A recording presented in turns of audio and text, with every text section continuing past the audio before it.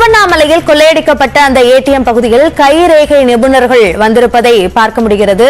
அவர்கள் அங்கிருக்கக்கூடிய தடயங்களை சேகரிக்கும் பணிகளில் ஈடுபட்டிருக்கிறார்கள். கூடுதல் விவரங்களை வழங்குவதற்காக செய்தியாளர் சதீஷ் இணைப்பில் இருக்கிறார்.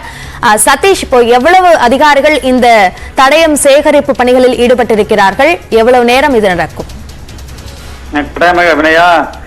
திருவண்ணாமலை மாவட்டத்தில் நேற்று முன்தினம் இரவு வடநாட்டு சேர்ந்த மர்ம கும்பல் ஒன்று ஏடிஎம்களிலிருந்து வெல்டிங் எந்திரம் மூலம் வெட்டி எடுத்து அதிலிருந்து 72,50,000 கொள்ளையடிக்கப்பட்ட சம்பவத்தில் எதிரொலியாக இரண்டாவது நாளாக திருவண்ணாமலை கண்டராம்பட்டு சாலையில் உள்ள தேனிமலை என்ற பகுதியில் உள்ள ஏடிஎம் இயந்திரத்தில் மட்டும் 32 லட்சம் ரூபாய் அளவிற்கு கொள்ளை சம்பவம் நடைபெற்றது. அதிகபட்ச பணம் கொள்ளையடிக்கப்பட்ட சம்பவம்.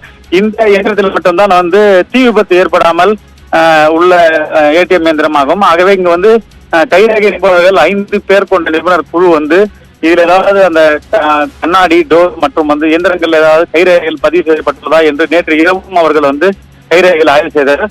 அதனைத் தொடர்ந்து இன்று காலை சரியாக 10 மணி முதல் தொடர்ந்து பல்வேறு இடங்களில் கைரேகைகள் ஏதாவது இருக்கிறதா, என்ன தடயங்கள் இருக்கிறதா என்பது குறித்து தீவிரமாக ஆய்வு செய்து வருகிறார்கள்.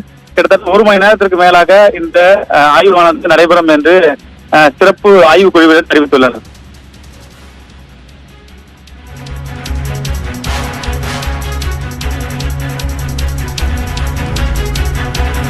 திருவண்ணாமலை ஏடிஎம்மில் தடயம் சேகரிக்கும் பணிகளில் கைரேகை நிபுணர்கள் ஈடுபட்டிருக்கிறார்கள். இது சார்ந்த விவரங்களை பதிவு செய்தமைக்கு நன்றி சதீஷ்.